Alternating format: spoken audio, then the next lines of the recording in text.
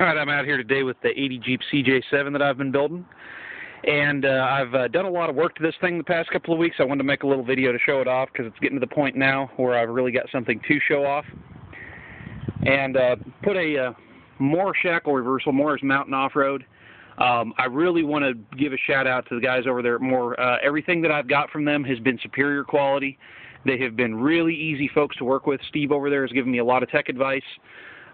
You know, just they've been really open to answer any questions. They're a really good company. I strongly recommend doing business with them. I've been really happy with this kit and the way it's gone in.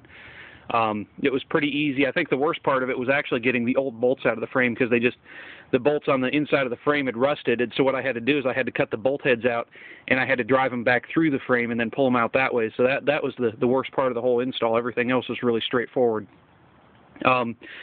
I'm running Rancho leaf springs. These are a YJ spring. The advantage of running this YJ spring is it's a 2.5-inch wide spring versus the stock 2-inch CJ spring. It gives you a little bit better ride. The spring is a little bit longer, and I can vouch for that now that I've been able to drive the Jeep. It rides a hell of a lot better than it used to. Also, these sway bar disconnects, these are sold by Mountain Off-Road, and that's where I got them from, is I ordered them direct from Mountain, and I'm pretty happy with those. We'll see how they work out on the trail. You know, it's going to be nice being able to disconnect and reconnect the sway bar. I wasn't real enthused about the grease zerks that they sent with them. I'm going to put the standard style zerk with a cap in there. It's kind of a personal preference thing. Also, at stainless steel brake lines, I did the Rancho RS 5000 shocks. These are RS 5012, I believe. They're 19.5 inches compressed, and then I believe 34 inches fully extended. And the bracket that's hanging that onto the frame there, let me move this wire out of the way here so you can get a good view of it. The bracket that's hanging onto the frame there, that is the shock tower off of an 88 Ford F-250. And what the advantage of this is you're getting a lot more movement out of that than you are out of the stock shock on there. So I can have a lot more suspension travel when I get off-road, and it allows me to run that big old shock absorber there, which is really nice. So this thing, you know, and I really did notice that driving it. It's like driving on a pillow now. It goes down the road really good. I mean, I'm extremely impressed with the way this Jeep rides. And anybody who knows Jeeps knows that Jeeps are notorious for not driving good from the factory. But this thing goes down the road straight. I mean, zero complaints with the way it works now. Now, how I measured mine up is I did it a little bit differently than a lot of people do. I use this hole here as my alignment. I basically just centered up the shock inside the bracket, and then I use this hole for an alignment. It gave me enough room where I've got plenty of room around the top of this here. As you can see, I can run my hand all around behind that. The shock tower isn't, you know, conflicting with the body. Had I moved it any further forward, I would have had to go in here and knock out this part of the fender well. And something you guys need to keep in mind if you're going to do this conversion is this is on the passenger side only. You can see the brake caliper back there. The brake caliper at full wheel turn, and I mean full turn, makes a little bit of contact with that shock absorber. It's not real bad, but it's something that, you know, if you get out in an extreme flex situation, yeah, it is going to probably damage the shock absorber. So that is something to keep in mind, you know, if you're flexing at full wheel turn with this. Now, it isn't really an issue because I have a Wagoneer Dana 44 that I'm having cut down, and that's going to wind up in the front of the Jeep here. So as I get out to try to do some harder wheeling, I'm already going to have a wider axle in here. Because right now I'm running a 2.5-inch spacer to space my wheels out to where they need to be. I'm going to take that Dana 44, put 5-lug hubs on it, and have it cut to the correct width for this axle. So is that, you know, I don't have to run a spacer anymore. Because I don't like running a spacer because they put a side load on your bearings. And I feel like it takes some of the life off of your wheel bearings. This Jeep's going to be a daily driver, so I definitely don't want to do that. Also, I've got my brake line installed here. I kind of twisted it around so that as it goes down, it will unfold all the way down. It doesn't rub against anything right now. It doesn't touch anything. I was really happy with how that went in there. Again, sway bar disconnect on this side. Really happy with how all the components here for this have come together. The only thing that has really kind of irked me is I put the shackle in here in accordance with the directions that I was given, and what I did find is that I put it back at the angle that they recommended, but once I put the weight back on the vehicle, and I'd already drilled the holes through the frame and everything, the shackle did come around quite a bit more than I was expecting it to as these springs have flattened out. So what I may have to do, and what I'm considering is just taking the bolts out of it, sliding it back, because I've already drilled holes through the frame. I don't want to drill any more and weaken it anymore. What I'm considering doing is cutting off the top of the bracket there and just welding it into the frame all the way across, just grinding that up real good and welding it in. We'll have to see how that goes, because I do like the amount of lift it gives me. It does appear as though my pinion is at a good angle. I do need to get just a little bit longer drive shaft, so kind of all these things coming into play there.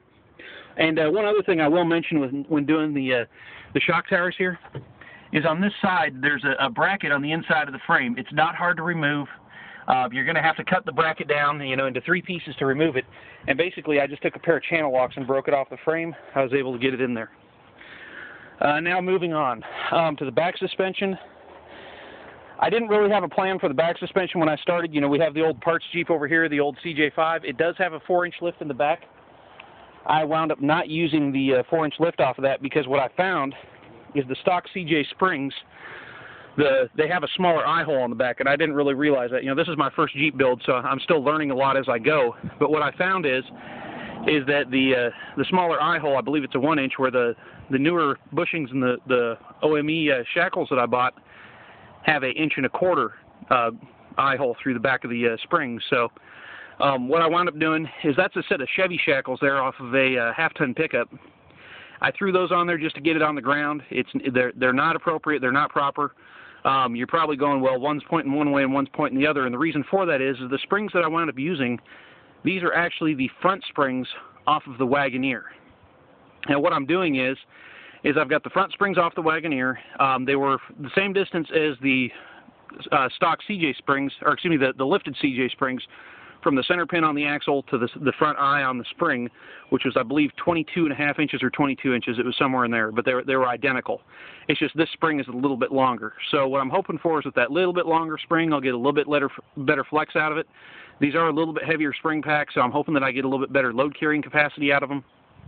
And so what I had to do is I went in here and these mounts, the only problem I have with these mounts is they came for the diameter of a stock CJ spring, and that's wrong. They were 1 inch, and I actually need the 1.25 inch. So I'm going to order some of these. These are, I believe, Daystars that I got from Quadratech. The next ones I buy are going to be from Mountain Off-Road. The guys over at Mountain made me so happy. I'm going to use their product that they have over there. I didn't realize they had them, and until I checked the other day. Definitely going with them the next time around. But what I did is the stock holes are here, and then the bracket is meant to be turned the other direction.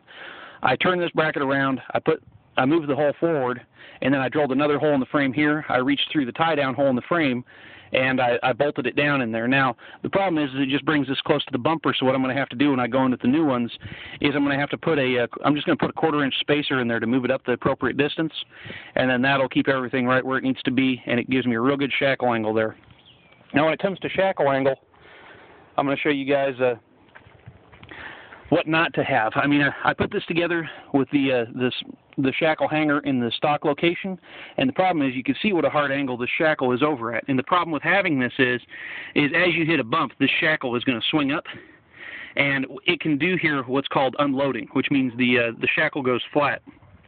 Now, if that happens while you're going down the road, this can actually cause you to lose control of the vehicle. Because what will happen is this thing will flatten out and it'll stick, and it'll make your vehicle essentially, wedged like a stock car where it wants to turn on its own because the back axle is steering it. And you get into that type of a situation, it can actually cause an accident. So those guys that are building four-wheel drives need to be very aware of that. Now, by moving that around like I did on the other side, it straightened all this out, made it work really well. I'm very, very optimistic that that's going to work out the way I need to. And again, that's, the problem I'm looking at on the front here, which I haven't seen it yet. And I did drive it fairly fast I had the drive line tied up when I did it there. But I'm a little bit worried that these shackles are going to go over. I'm not as worried, and the reason is they have this bolt that goes through here on the back that will come up and contact the frame. For right now, I am going to run it like this, and because I'm limited on time because I have to move here pretty soon. So I'm going to run it like this, and I'm going to be watching the frame to see if this comes up and makes contact at all. So, also on a side note, what I've been using to paint my frame up here is I've got this great product from Rust-Oleum. And what it is it's an undercoating. It's a rubberized undercoating from Rust-Oleum. I've been really happy with this product. I've used it quite a bit. I used it on my welding rig, and it goes on real well. It seems to cover everything up, and it sprays real easy. So that's a product that I'm going to continue to use regularly. Other than that, the only real update that I have on the Jeep is I've started working on getting the doors aligned. Got the driver's side door on here now. These, something to be aware of and something a lot of people don't know about is up until 1980, Jeeps had a different style door than this. This is what's called a paddle style door. This door started in 1981. The paddle style is this style handle here. The older Jeeps had a hand crank right here. Now, the problem with this is the paddle style door is designed to work with a stud that sticks out right here from around the back side of the body. Well, the body tub right here, it has a different inner support. Now, the outside tub is the same. The outside sheet metal is the same. Well, from Collins Brothers Jeep up in Dallas, I bought these here. They're a striker kit, and you just get these, get them put into place, and they'll actually allow you to use these newer style doors, which I like the newer style doors a lot better. I think they look a lot better.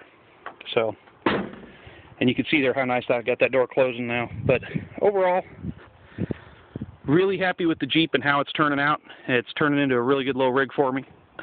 Hopefully here, before too long, I'll have it all ready to go. A couple other things I'm going to show off right quick is I do have a pair of NV4500s right here. One of those is going to get built as a four-wheel drive transmission. It's going to get back in the Jeep, and it's going to get put in there with the Dana 300. And then eventually I'm probably going to go for a Atlas. I'm not sure on that, but we'll see. But definitely going to get that going. The other thing that I was real happy to find out is this Jeep has a 15-gallon gas tank. The parts Jeep has a 20-gallon gas tank. Now, if you're getting 15 miles a gallon, that's almost 80 miles difference before you really have to worry about refueling. So I was pretty happy about that. I'm going to go ahead and get that swapped over and do a few other things to it. So anyhow, it'll be checking in here again with more updates on the Jeep real soon.